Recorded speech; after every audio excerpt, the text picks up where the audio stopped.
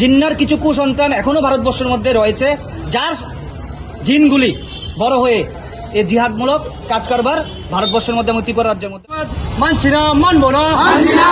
তার বিরুদ্ধে মিথ্যে অপবাদ মানছি না, মানবো না।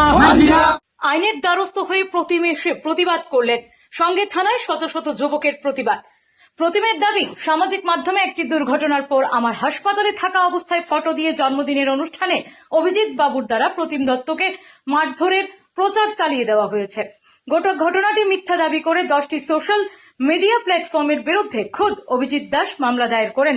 তাছাড়া সামাজিক যোগাযোগ মাধ্যমে মিথ্যা প্রচারের অভিযোগ এনে খোদ হিন্দু সনাতনী সংগঠন প্রতিবাদ জানায়। তাদের দাবি, মিথ্যা প্রচারকারীদের বিরুদ্ধে পুলিশের আইনি ব্যবস্থা গ্রহণ করতে হবে। Bureau report, public opinion. প্রচারকারীদের বিরুদ্ধে শাস্তি চাই।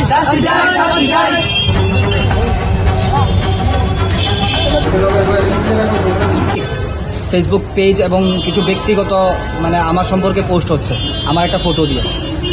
তো ফটোর মধ্যে ওরা পোস্ট করছে যে প্রতিম দত্ত RSS-এর গুন্ডা, ও একটি হোটেলে গিয়ে, হোটেলে বার্থডে হচ্ছিল, বার্থডের মধ্যে গুন্ডামি করে এবং বার্থডের যারা ছিল সবাই মিলে প্রতিম দত্তকে মেরে দিয়েছে। এবং এটা নিয়ে কালকের থেকে অনেকগুলি সমাজের মধ্যে, সোশ্যাল মিডিয়ার মধ্যে নিউজ হচ্ছে। এবং এটার জন্যই আজকে আমরা আরকুট থানায় এসেছি এবং এসে মামলা করেছি।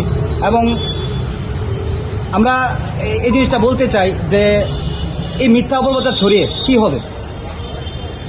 আমার একটা অ্যাক্সিডেন্ট হয়েছে, আমি গত 17 তারিখ আমাদের ক্লাবে একটা অর্কেস্ট্রা ছিল, ওই অর্কেস্ট্রাকে কেন্দ্র করে 16 তারিখ আমাদের ক্লাবে মিটিং হয়। মিটিং সেরে আমার বাড়ি ফিরতে একটু লেট হয়। তো লেট হওয়ার সময় আমি যখন বাড়ি ঢুকি তখন আমার ঠিক অপোজিট সাইড থেকে একটা কুকুর এসে আমার বাইকের সামনে পরে। আমার বাইকটা এনফিল্ড অনেক ভারী বাইক, আমি ব্রেক ধরি, ব্রেকের সাথে আমি উল্টে পড়িয়ে যাই। পড়ার ফলে আমার হেলমেটটা ভেঙে, তারপর আমার গ্লাসটা ভাঙে, আমার নিচে দিয়ে আমার কেটে যায়। তো একটা হসপিটাল থেকে একটা ফটো নিয়ে কালকের থেকে সমাজের মধ্যে দিচ্ছে যে আমাকে নাকি হোটেলের মধ্যে ঢুকিয়ে আমাকে মেরে দিয়েছে। তো যারা এই অপপ্রচারগুলো করছে, আমি জানি ওরা যারা করছে কেন করছে। আমি সাধারণত আমাকে সবাই দেখতে পাই, আমি সনাতন হিন্দুদের নিয়ে আমি কাজ করি, আমার হিন্দু জাগরণ মঞ্চে আমি কাজ করি। তো তাদের এটা সহ্য হয় না।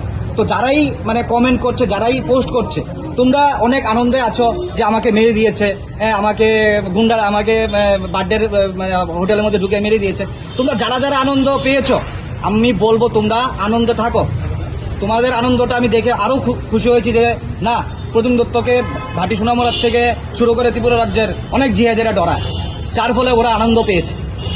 তো অ্যাকচুয়ালি কি হয়, 1947-এ দেশ ভাগ হওয়ার পর যখন পাকিস্তান বিভক্ত হয়ে যায়, জিন্না নামে একটা শব্দ আছে। জিন্নার কিছু কুসন্তান